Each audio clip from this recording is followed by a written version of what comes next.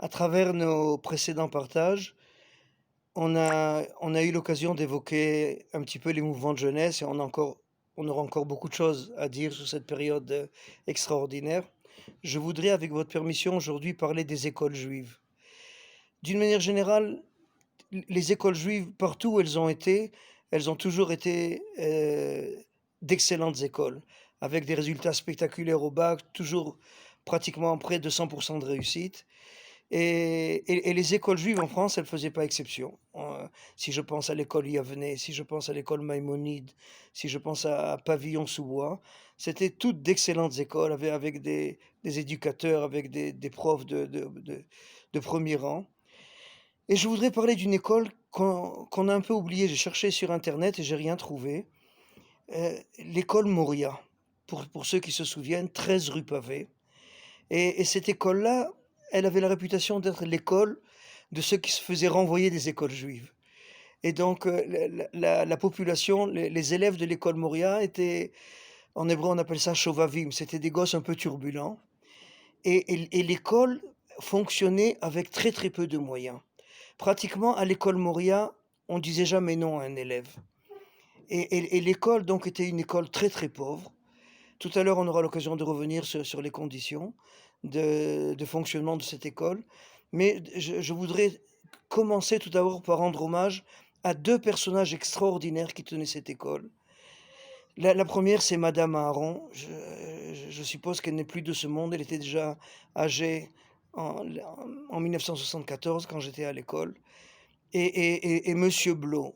Deux personnages hors du commun. Madame Aron était une juive française, une aristocrate, une femme très, très riche, qui avait donné toute sa fortune pour l'école.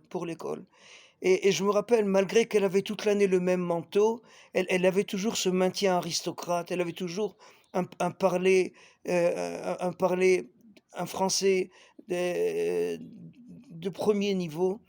Une femme qui nous impressionnait beaucoup.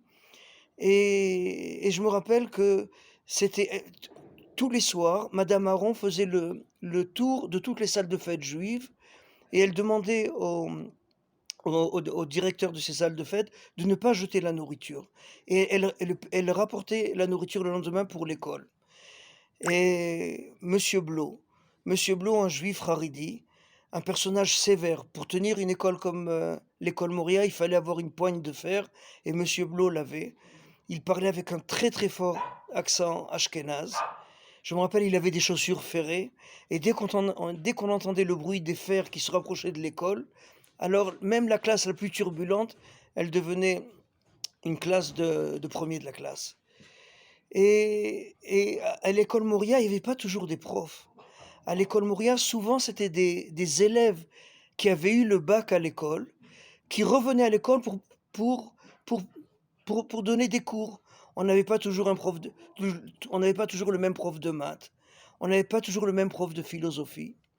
Et je me souviens, des fois, on avait un prof de philosophie qui était un ancien élève de l'école et qui nous enseignait avec un accent tunisien à couper au couteau. Et je me rappellerai toujours le jour où il a voulu nous enseigner, les textes de Platon.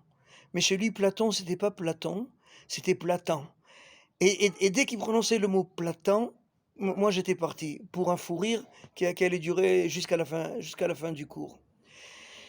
Et à cette école Moria, j'ai eu des amis extraordinaires que j'aimerais retrouver peut-être grâce à cette petite vidéo.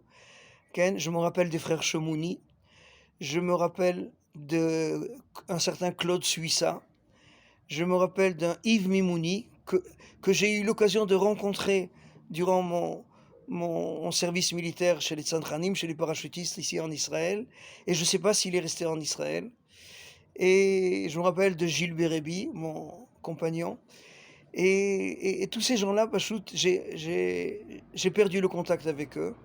Et j'espère peut-être que grâce à ce petit film, on aura l'occasion de se revoir, de se retrouver et d'évoquer cette période extraordinaire à l'école Moria.